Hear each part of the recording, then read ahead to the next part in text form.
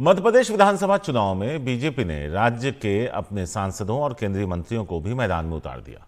जिन केंद्रीय मंत्रियों को टिकट दिया गया उनमें प्रहलाद सिंह पटेल शामिल है। विधानसभा चुनाव को लेकर उनसे बात की हमारे सहयोगी अनुराग द्वारी ने। हमारे साथ इस वक्त केंद्रीय मंत्री प्रहलाद पटेल जी हैं, जो इस बार मध्य प्रदेश विधानसभा के चुनाव भी लड़ेंगे।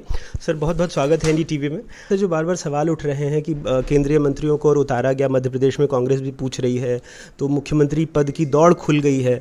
क्या आप इतने वरिष्ठ नेता हैं, इतने सालों से आपने देखा है राजनीति को, तो मैं बतौर छात्र आपसे समझना चाहूँगा कि क्या इसके कुछ संकेत हैं, अगर आप खुलकर बताना चाहें। दोनों पक्ष हैं, हम दोनों बातों पर करेंगे। एक तो मैं पार्टी का अभिनंदन करूंगा कि 18 साल से ज़्यादा का सरकार का कार्यकाल है मध्य प्रदेश में भारतीय जनता पार्टी का। तो स्वाभाविक है कि जो गति है उस गति और प्रगति में हमारी रफ्तार ठीक हो, और इसलिए परिणाम भी बेहतर से बेहतर और हमें लाने होंगे, क्योंकि जनता को संतुष्ट करने के लिए लालच नहीं हो सकता, आपको बेहतर प्रबंधन करना पड़ेगा।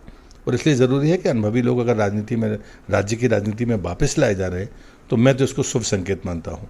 लेकिन जब कांग्रेस हम पर टिप्पणी करती है तो मैं उनसे कहता हूँ कि 2003 के पहले के वही थके हुए चेहरे जो बेदाग भी नहीं कहे जा सकते, ऐसे लोग टिप्पणी कैसे कर रहे हैं? उनको तो ये तय करना चाहिए, कांग्रेस के पास लीडरशिप ही नहीं है, सेकंड लाइन लीडरशिप आपने ख़त्म कर दिया है। अब या तो लोग आपकी तरफ आए नहीं या आपने समाप्त कर दिया। भारतीय जनता पार्टी के पास इसके बाद की पीढ़ी के नेता भी हैं, इसलिए इसको हमें सकारात्मक ही देखना चाहिए। और मध्य प्रदेश जैसे राज्य को मैं सुंदर, संसाधनों वाला और संभावनाओं वाला राज्य मानता हूँ, इसलिए ये लीडरशिप का राज्य की राजनीति में आना ये शुभ संकेत है। पर मेरा सीधा सवाल है सर कि क्या अगर बीजेपी की सरकार बनती है और आप लोग शिवराज जी की लीडरशिप के अंदर में कैबिनेट मंत्री बन के या कुछ और भूमिका में काम करेंगे? सीधा सवाल है। नहीं, मुझे लगता है कि ये अटकलबाजियाँ हैं और इस आधार पर कोई चुनाव लड़ने के लिए नहीं आया। पार्टी ने कहा है कि राज्य में चुनाव लड़ना है, तो ये पहला स्टेज है। उसके बाद जो पार्टी फैसला करेगी वो पार्टी का फैसला। कई लोग इसको डिमोशन के तौर पे देख रहे हैं, ऐसा तो नहीं है? क्योंकि संसदीय परंपरा में विधानसभा में भी काम ही कर रहे हैं। मुझे लगता है कि ये सरकारी नौकरी नहीं है कि हम किसी के पद के पीछे पहुंच गए हैं। लीडरशिप में तो ये होता है जब लोकतांत्रिक मूल्य बड़े होते हैं तो ज़रूरी नहीं है कि आप चीज़ों को स्वीकार करें। आप किसके नीचे काम करेंगे, किसके ऊपर काम करेंगे, ये महत्वपूर्ण नहीं है। आप किसके नेतृत्व में काम करेंगे ये महत्वपूर्ण होता है।